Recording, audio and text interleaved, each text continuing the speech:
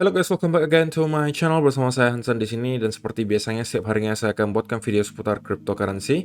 So bagi kalian yang tertarik seputar cryptocurrency, boleh langsung bantu saya like dan juga subscribe. Jangan lupa juga untuk hidupkan lonceng notifikasinya supaya kalian gak ketinggalan update terbaru seputar cryptocurrency. Oke, pada hari ini kembali kita akan bahas putaran Bitcoin, dan akhirnya Bitcoin mampu breakdown dari angka keramatnya di $20.000 dan sekarang berada di area kurang lebih 18.000. Kita bakalan bahas kira-kira apa yang sedang terjadi, kemudian ekspektasinya untuk beberapa waktu ke depan seperti apa. Namun sebelum itu kita bakalan mulai dari CoinMarketCap terlebih dahulu. Per hari ini secara global market cap crypto berada di angka 817 miliar dolar atau turun sekitar 7,72%. Nah, Bitcoin sendiri di angka 18.400-an, Ethereum 961, BNB 193, Cardano 0,44, XRP 0,3, Solana 30, dan Dogecoin ada di urutan ke-10 dengan harga 0,05 dolar. So, per hari ini kita melihat market kembali terkoreksi 5, sekian% sampai ada yang belasan persen. Itu adalah outlook sementara dari beberapa top coin yang ada. Sekarang kita masuk dulu ke beberapa berita dan data terbaru hari ini. Nah, yang pertama, karena kita melihat drop yang cukup dalam dari 20-an ribu menuju tadi hampir menyentuh 17.000, kita kembali melihat ada sekitar 153.000 traders yang ke liquid, guys, dengan total value mencapai 576 juta dolar. Namun menariknya kalau kalian perhatikan, itu tidak hanya orang-orang long yang kena, bahkan yang short juga kena. Secara persentase itu ada sekitar 65% orang-orang yang long, 34% orang-orang yang short. Padahal kalau kita pikir secara logika, dari kemarin kita hanya terus-menerus drop, tetapi kok ada juga orang-orang yang short yang kena. Ya, ini adalah ciri-ciri gitu ya, traders yang over leverage. Atau kedua, memang mereka tidak memiliki setup yang jelas, atau yang ketiga, mereka tidak menaruh stop loss. Gitu ya. Jadi sekali lagi guys, ini udah sering banget saya ingatkan, tapi saya rasa saya perlu selalu ingatkan ke kalian bahwa kita berada dalam keadaan market yang sangat ekstrim sekarang. Dan kita juga berada di kripto pula, salah satu aset kelas yang memiliki volatilitas paling tinggi. Oleh karena itu, sebagai seorang trader, akan lebih bijak kalau kalian terus disiplin menerapkan money management kalian. Jangan sekali-sekali kalian berpikiran untuk trading tanpa menggunakan stop loss, atau misalnya kalian kepikiran pengen cuan lebih banyak dengan cara menaikkan leverage sampai mentok. Itu tidak akan berdampak baik untuk kalian, guys. Cepat atau lambat, kalau kalian lakukan salah satu dari itu, baik over leverage, baik kalian tidak menggunakan stop loss, suatu saat kalian berkesempatan untuk memenangkan hadiah berupa terliquid di sini. Oke? Jadi itu selalu saya sampaikan, dan saya tidak akan bosan-bosan terus ingatkan kalian, karena saya sering gitu ya melihat komentar-komentar orang loss banyak gitu ya, padahal pergerakannya itu nggak terlalu signifikan. Itu sudah ciri-ciri orang pasti over leverage. Atau mereka masuk hanya karena saran dari si A, si B, si C, tanpa mengerti setupnya. Itu juga tidak baik. Sekali lagi guys, apa yang kalian temukan di media sosial, baik di YouTube, Twitter, dan lain sebagainya, siapapun itu, kalian hanya jadikan sebagai tambahan informasi. Sedangkan kalau misalnya kalian pengen melakukan keputusan investasi apapun, kalian wajib mengetahui sendiri apa yang kalian sedang lakukan. Kalau misalnya tidak, nanti kalian akan bingung sendiri, harus keluarnya di mana, habis ini harus ngapain, kalian nggak ngerti, karena kalian hanya ikut-ikutan orang gitu. Jadi jadikan semua informasi dari saya ataupun orang-orang lain yang kalian temukan di media sosial itu hanya tambahan saja. Oke? Jadi itu yang pengen saya ingatkan untuk kalian hari ini. Nah, yang kedua, di sini sampaikan Bitcoin critics say Bitcoin price is going to zero this time, but these three signals suggest otherwise.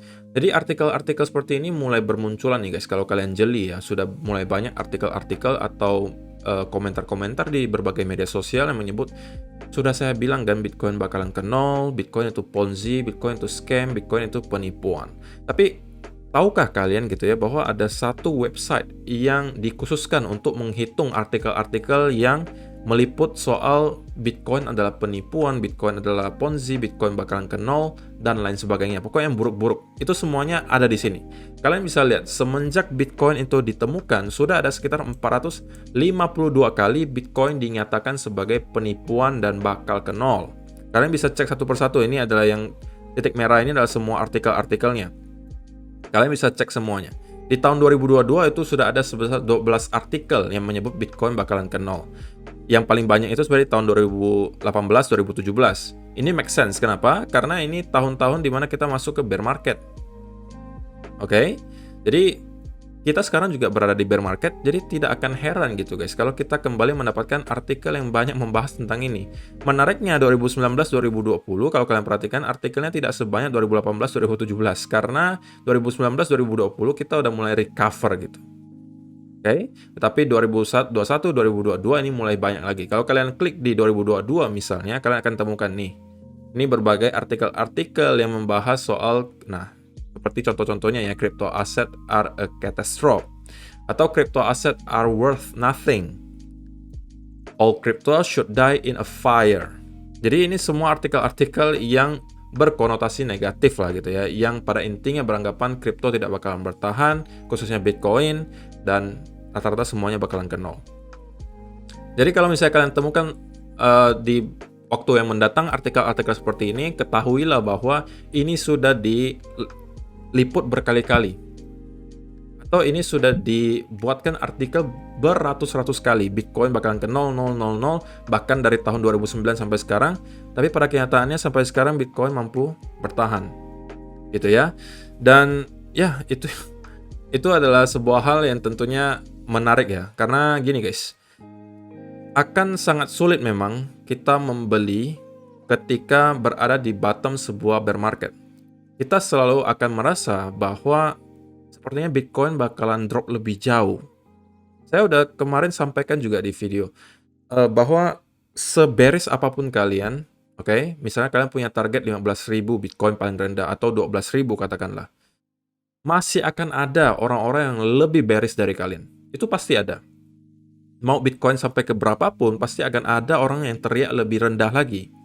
Nah, kalau misalnya kalian selalu meragukan gitu ya plan kalian, hanya karena ada orang-orang yang menyebut bahwa Bitcoin akan drop lebih jauh, ya kemungkinan besar kalian akan selalu ketakutan untuk membeli Bitcoin. Walaupun dalam hati nurani kalian udah tahu nih, ini sepertinya udah harga-harga yang baik untuk start akumulasi.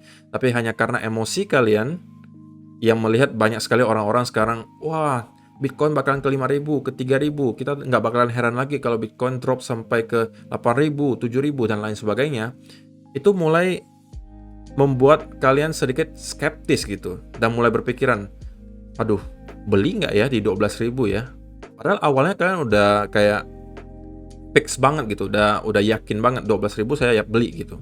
Tapi karena banyak sekali di media sosial yang menyebut Bitcoin itu Ponzi, Bitcoin bakal drop lebih jauh dan lain sebagainya, itu membuat kalian sedikit tergerak gitu secara emosi. Waduh, jangan beli dulu deh kalau gitu ya. Banyak orang menyebut ini bakal drop lebih jauh. Nah, itu biasanya adalah kesalahan-kesalahan yang akan menyebabkan kalian nanti membeli ketika Bitcoin sudah di all time high baru lagi. Oke? Jadi sekali lagi guys, kalau misalnya kalian sudah punya planning sendiri, kalian sudah yakin dengan plan tersebut, dan kalian tahu kalian akan mampu hold portofolio tersebut selama beberapa tahun ke depan, oke, lakukan saja. Oke, jangan sampai kalian terlalu terpengaruh ke A, B, C, dan D. Karena mereka pun belum tentu benar guys. Tidak ada satu orang pun yang akan mampu menebak secara pasti di mana bottom bear market kali ini. Tidak akan ada.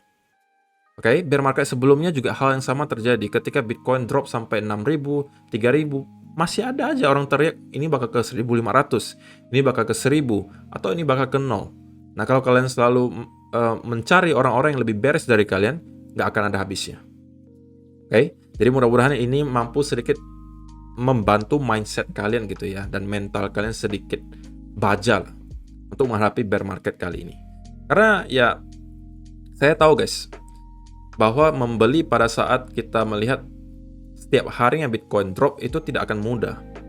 Tetapi itulah yang nanti akan membedakan orang-orang yang membeli di bottom dan tidak gitu. Karena memang akan selalu menakutkan membeli di bottom bear market karena harganya terus-menerus drop. Tetapi kalau kita sudah mempunyai keyakinan dan kalian sudah mempunyai planning yang jelas, eksekusi guys. Jangan sampai orang-orang membuat kalian malah jadi ragu dan kalian malah tidak menjalankan apa yang sudah kalian rencanakan selama ini. Oke. Nah, kalau misalnya kita lihat secara data gitu, sebenarnya dari ROI-nya Bitcoin itu masih jauh outperform daripada beberapa tradisional aset lainnya, seperti kalau kita bandingkan emas dan juga stock market S&P 500. Walaupun mungkin pasti ada argumen lagi, tapi kok kalau Bitcoin turunnya juga drastis banget gitu. Ya benar, karena memang volatilitasnya tinggi di kripto.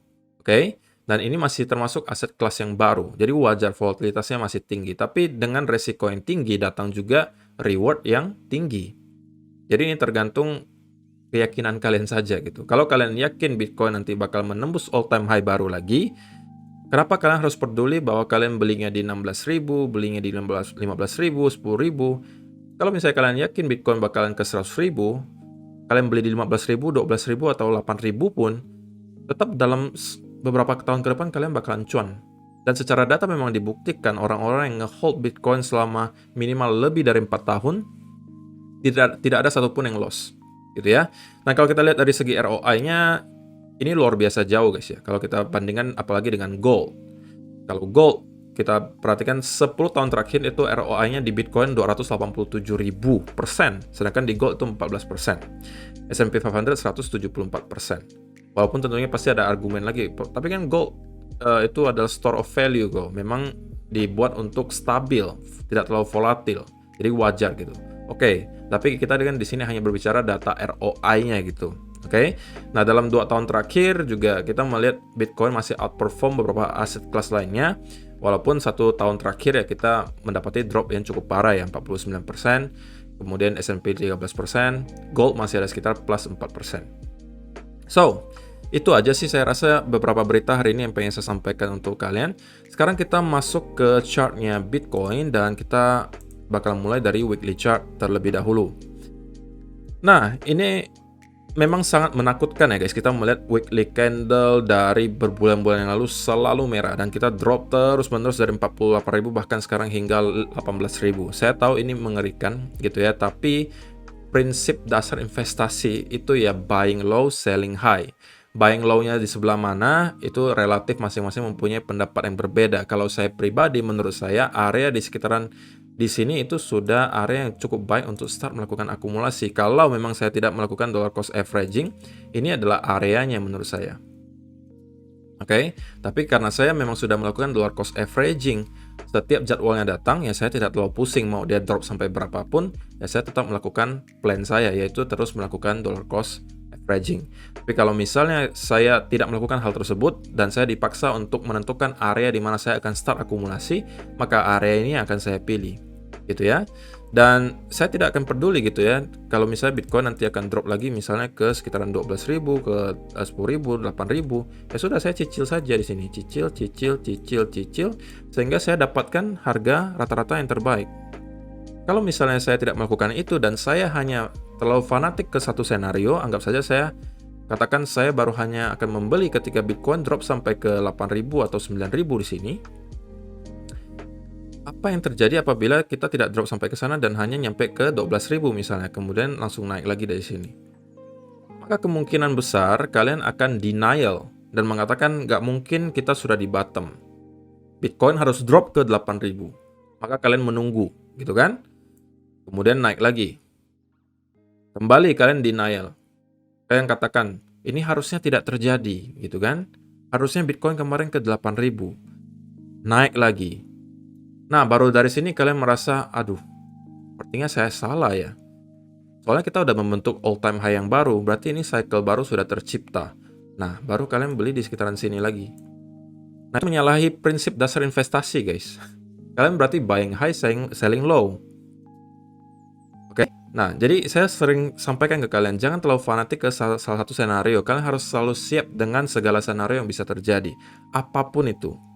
Oke? Karena memang tidak ada yang mampu menebak di mana bottomnya berada. Masing-masing mempunyai pendapatnya, tapi apakah mereka mampu memastikan ke kalian 100% mereka benar? Pasti tidak bisa.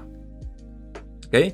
Dan sekarang, Bitcoin itu sebenarnya sedang berjuang gitu ya, untuk mampu mempertahankan 200 week moving average yang so far gitu ya, tidak terlihat terlalu baik. Karena kita sudah berada sedikit jauh di bawah 200 week moving average yang harusnya berada di sekitaran 21.500-an.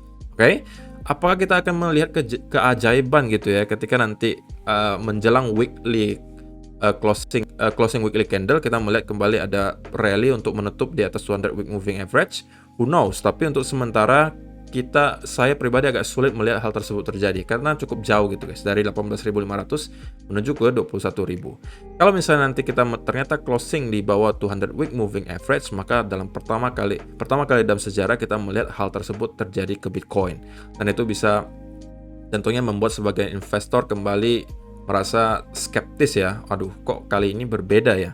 Apakah benar-benar kali ini kita akan drop dan menciptakan bear market paling parah sepanjang sejarah Bitcoin? Itu pasti akan kembali bermunculan pikiran-pikiran seperti itu.